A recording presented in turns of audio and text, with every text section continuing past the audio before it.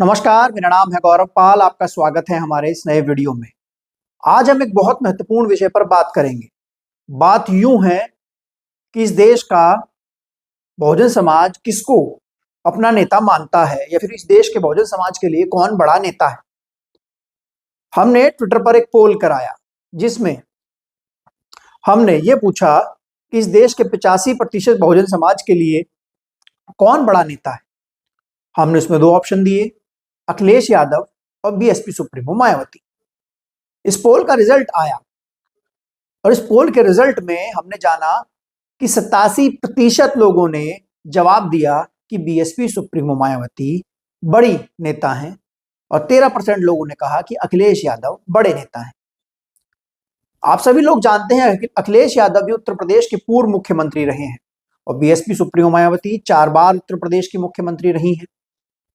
दोनों ने अपने कार्यकाल में काम किया और उस काम के आधार पर लोगों ने बताया कि बड़ा नेता वह किसको मानते हैं।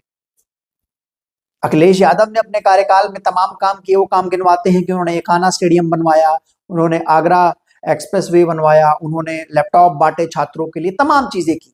बीएसपी सुप्रीमो मायावती के कार्यकाल में भी छात्रवृत्ति योजना दी गई, दलितों, शोषितों, वंचितों के लिए तमाम काम हुए, हॉस्पिटल्स बनाई गई, यमुना एक्सप्रेसवे बनाया गया, नोएडा बनाया गया, लखनऊ में बाबा साहब भीमराव अम्बेडकर पार्क बनाए गए, भागीदारी भवन बनाए गए, छात्रों के एजुकेशन के लिए काम हुआ, शोषित वंचित समाज के छात्रों को मुफ्त में शिक्षा दी गई।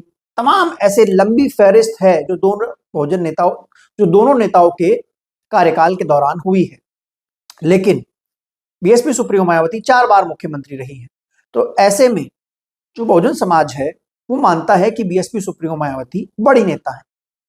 यहां पर एक सवाल उठता है और सवाल बहुत गहरा है। सवाल ये है कि जब देश का 87% बहुजन समाज ये मानता है कि बसपा सुप्रीमो मायावती बड़ी नेता है, तो फिर वो समाज और अन्य लोग या अन्य नेता या सोशल मीडिया पर पढ़े लिखे मेरे मित्र जो कि मुझसे कुछ ज्यादा ही जानते हैं और सबसे ज्यादा जानते हैं, वो लोग फिर ये क्यों कहते हैं कि बीएसपी सुप्रीमो मायावती को अखिलेश यादव के साथ गठबंधन करना चाहिए या बीएसपी सुप्रीमो मायावती को बीजेपी को हराने के लिए राहुल गांधी के साथ गठबंधन करना चाहिए। वो लोग ये क्यों नहीं कहते कि बीएसपी सुप्रीमो मायावती एक बड़ी नेता है, अखिलेश यादव को, राहुल गांधी को उनके नेतृत्व में चुनाव लड़ना चाहिए क्योंकि उनकी लकीर बड़ी है जो उन्होंने बहुजनों के लिए, शोषितों, वंचितों के लिए काम किया है। लेकिन जो तमाम मेरे दोस्त हैं, तमाम मेरे साथी हैं, वो यही कहते हैं कि बीएसपी को सपा के साथ गठबंधन करना चाहिए, बीएसपी को इंडिया गठबंधन ज्वाइन कर लेना चाहिए।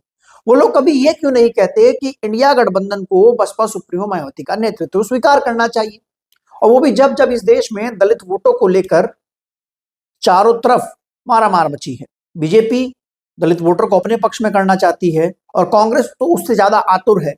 कभी संविधान बचाने की बात करती है, फिक्र के नाम पर, अपमान के नाम पर उनके माहौल बनाने की बात करती है।